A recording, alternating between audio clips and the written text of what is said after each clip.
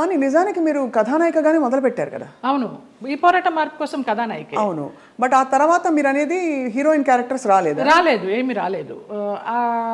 ఆ సినిమా ఏదైతే వస్తుందనుకున్నానో అది పోయింది. ఆ సినిమా టైంలో ఈ పోరాట మార్పు కోసం సినిమా టైంలో సాంగ్స్ కోసం విజయ గార్డెన్స్కి వెళ్ళినప్పుడు ఆ ప్రొడ్యూసర్స్ చూడటము, హీరోయిన్ ఛాన్స్ ఇస్తామనడము, మెయిన్ క్యారెక్టర్ వాళ్ళు ఇవ్వకపోవడం, మెడ్రాస్ షిఫ్ట్ చేసి. అదే టైంలో నానా మలయాళం మ్యాగజైన్ వాళ్ళు నన్ను చూసి బాగుంది అమ్మాయి మలయాళానికి హీరోయిన్గా పనికి వస్తుంది అనేసి వాళ్ళు నానా మ్యాగజైన్లో ఇంటర్వ్యూ తీసుకోవడము, అలాగా మలయాళం మూవీస్కి వెళ్ళడం జరిగిందనమాట. మలయాళం మూవీస్లో మరి చేస్తూ అంత మంచి ఇండస్ట్రీ కదా మలయాళం ఇండస్ట్రీ, మరి అక్కడ మీకు ఎక్కువ నిలదొక్కుని ఇప్పుడు ఎలా అయితే సూపర్ స్టార్స్ మనకు ఉంటారు అలాంటి అవకాశాలు రాక, లేకపోతే మీరు ఏదొచ్చినా పర్లేదు అని ఒక? అలా కూడా కాదు. మలయాళంలో ఫస్ట్ నేను చేసింది ఉప్పు మూవీ, ముస్లిం సబ్జెక్ట్, తల్లి కూతురు నేనే, డ్యూయల్ రోలు. నాకు దానికి Kerala best actress state award కూడా వచ్చింది. అవును అవును. తర్వాత ఐవిశశి గారు అప్రోచ్ అయ్యారు. అప్రోచ్ అయితే మంచి డైరెక్టర్. అప్పుడు అంటే తెలియదు మనకి ఎలా ఉంటుంది, ఊరికే అవుట్లైన్ చెప్తారు కానివ్వండి. మంచి గ్లామర్ రోలు, కమల్ హాసన్ గారి పక్కన అనేసరికి చాలా ఆనందంగా ఉంటాం కదా. ఫస్ట్లోనే కమల్ హాసన్ గారి పక్కన ఉలగ నాయగన్ ఆయన పక్కన వచ్చింది అని. ఆ ముగ్గురు హీరోయిన్లు శోభన, గీత, నువ్వు అని చెప్పారు. ఓకే అనేసి ఒప్పేసుకున్నాను. అది కట్ చేస్తే విలన్ వైఫ్ వ్యాంపిష్. దాని తర్వాత రామానాయుడు గారు ఇంద్రుడు చంద్రుడిలో కమల్ హాసన్ గారి సెక్రటరీగా ఎవరు బాగుంటారంటే కమల్ హాసన్ గారు నన్ను రికమెండ్ చేశారు. అమ్మాయి ఎవరో చేసింది జయలలిత, చాలా బాగుంది, ఆ అమ్మాయిని పెట్టండి అని. అలాగే ఇంద్రుడు చంద్రుడిలో కూడా ఒక టైప్ ఆఫ్ వ్యాంప్. అలా అలా కంటిన్యూ అయిపోయినాయి. కానీ శృతిలయల్లో ఒక పాంచాలి క్యారెక్టర్ కానీ, రాజశేఖర్ని మాయ చేసి అతని చేత ప్రోగ్రామ్స్ ఇప్పించి కమిషన్లు అవి తీసుకుని ఆ టచ్ ఉన్నవే వచ్చినాయి అన్నీ నాకు. ఒకలా చూస్తే దానికి ఒక ప్రత్యేక స్థానం ఉంది, అదేం తక్కువని కాదు. కానీ కాదు, అప్పట్లో కాలంలో ఎల్వి జయలక్ష్మి గారు వాళ్ళు ఎంత బాగా చేసేవారు అది. కానీ అది స్వర్ణయుగం, దానికి తగ్గట్టుగా వాళ్ళు అంత ఎలివేట్ అయ్యారు. ఇక కొంచెం కొంచెం రాను రాను వెండి యుగాలు, ఈ రాగి యుగాలు ఇవన్నీ వచ్చేసరికి అప్పుడు వాళ్ళు డాన్సర్స్ చేసిన, వ్యాంప్ చేసిన, హీరోయిన్స్ చేశారు, అన్నీ చేశారు. ఆ డైరెక్టర్స్ అంత క్రియేటివిటీ ఉన్న డైరెక్టర్స్. ఇప్పుడు వాళ్ళు కాదని చెప్పడం లేదు, వాళ్ళు ధైర్యం చేసి అన్ని రకాల క్యారెక్టర్లు ఇచ్చేవారు ఒక ఆర్టిస్ట్కి. గిరిజ గారు మామూలుగా కమెడియన్ చేసి నాగేశ్వరరావు గారి పక్కన హీరోయిన్ చేయలేదా? అలా మా తరానికి వచ్చేసరికి వ్యాంప్ అంటే వ్యాంపే, చెల్లెలంటే చెల్లెలే, అలాగైపోయింది.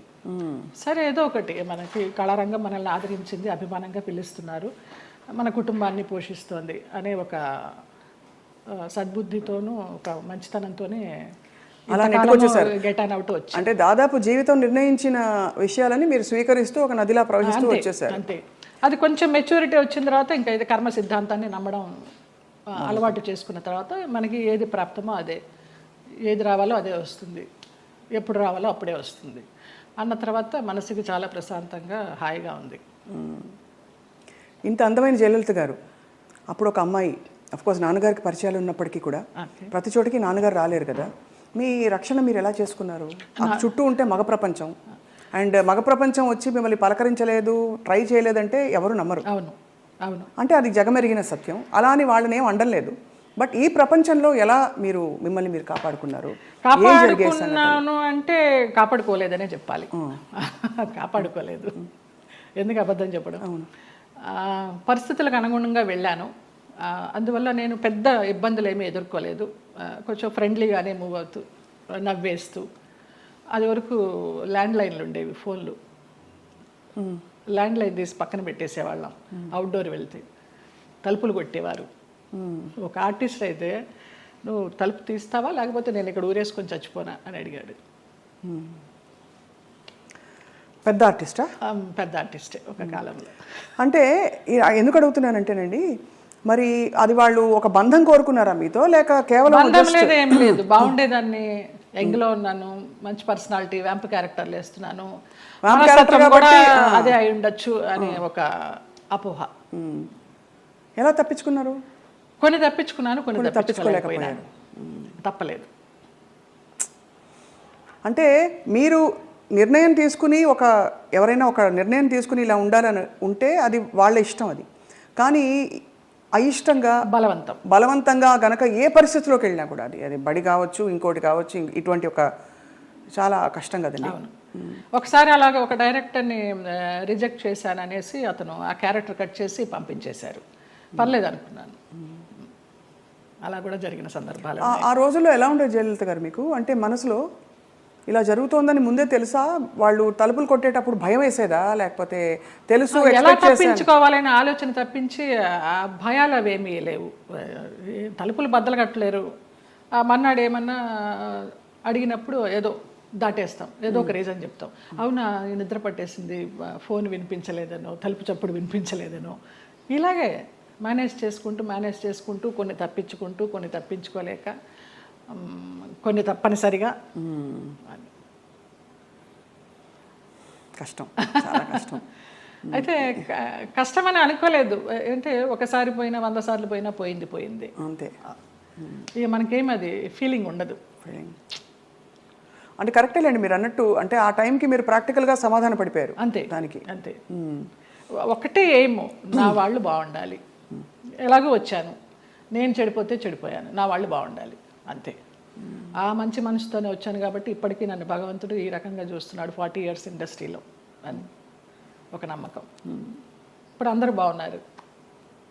చాలా సున్నితమైన ఒక ప్రశ్న అండి, ఇది అడగచ్చు అడగకూడదు, కానీ ఈ సోకాల్డ్ ప్రముఖులు వాళ్ళు వీళ్ళు మిమ్మల్ని ఇలాగా ఇబ్బంది పెట్టి, సరే వాటెవర్ ట్రై చేసి అది బలవంతంగా మీరు తలొగ్గినప్పుడు గౌరవం ఉంటుందా, లేకపోతే కేవలం జస్ట్ వాళ్ళ వాళ్ళ వాళ్ళ ఇంకా పైశాచికత్వం? కానీ పైశాచికత్వం ఏమీ ఉండదు, గౌరవం ఉండదమ్మా.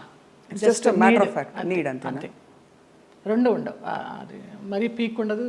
కానీ అంటే ఎందుకు అడుగుతున్నానంటేనండి, ఆ టైంలో వాళ్ళ ప్రవర్తన కూడా ఒక ఒక గాయం చేస్తుంది కదా మనసులో. అట్లా నేను అబద్ధం చెప్పకూడదు, ఎవరు అలాగ ప్రవర్తించలేదు.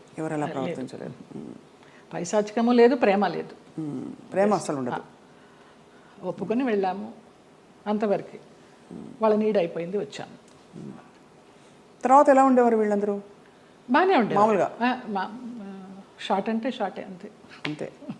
సో అది అలాగా ఒక ప్రొఫెషనల్ సిస్టంలో దాదాపు ప్రతి హీరోయిన్కి, ప్రతి అందమైన నటికి ఇది సర్వసాధారణమైపోయిన పరిస్థితులు వచ్చాయి అనే ఒక బాధతో తప్ప మరీ మిమ్మల్ని ప్రోబ్ చేసి ఇబ్బంది పెట్టాలని కాదు జయలలిత గారు. అయ్యో లేదమ్మా. ఎందుకు అది నామ్ అయిపోవాలి, ఎందుకు ఒక ఒక బెంచ్ మార్క్ అయిపోవాలి అని అంటే, మనం ఈరోజు అనేక కమిటీలు పెట్టడాలు, ఇండస్ట్రీ ఇతర వర్క్ ప్లేసెస్లో వేధింపుల కమిటీ ఉండాలని చెప్పి, అంటే వేధింపులని వ్యతిరేకించే కమిటీలు. బై గాడ్స్ గ్రేస్ మాకు అట్లాంటి వేధింపులు ఏం లేవు, కానీ తప్పలేదు. అంటే అది కరెక్టే. అంటే వేధింపులు లేకపోయినా ఒక పాయింట్లో మీరు ఎస్ చెప్పకపోతే మీకు అవకాశాలు తగ్గిస్తాం అన్నది ఒక వేధింపే కదా. అవును అవును. అంటే మీకు టాలెంట్ ఉండి కూడా చెప్పాను కదా, ఒక డైరెక్టర్ పంపించేశారు సుగం క్యారెక్టర్ అయిన తర్వాత అనేసి. ఆ పేరు నేను అడగను, ఎందుకంటే మిమ్మల్ని ఇబ్బంది పెట్టను. వారు గనక ఇంకా ఉండుంటే గనక ఇంకా ఇబ్బంది పెట్టను. లేరు, పోయినారా? Okay. Malayalam director. Okay okay. Telugu ఇండస్ట్రీలో బాగానే పోనీ మన ఇంటి పిల్ల అని ఏమన్నా అక్కును చేర్చుకున్నారా మిమ్మల్ని? ఇక్కడ కూడా ఇదేనా? అక్కున చేర్చుకోలేదు, చీకొట్టలేదు. రైట్.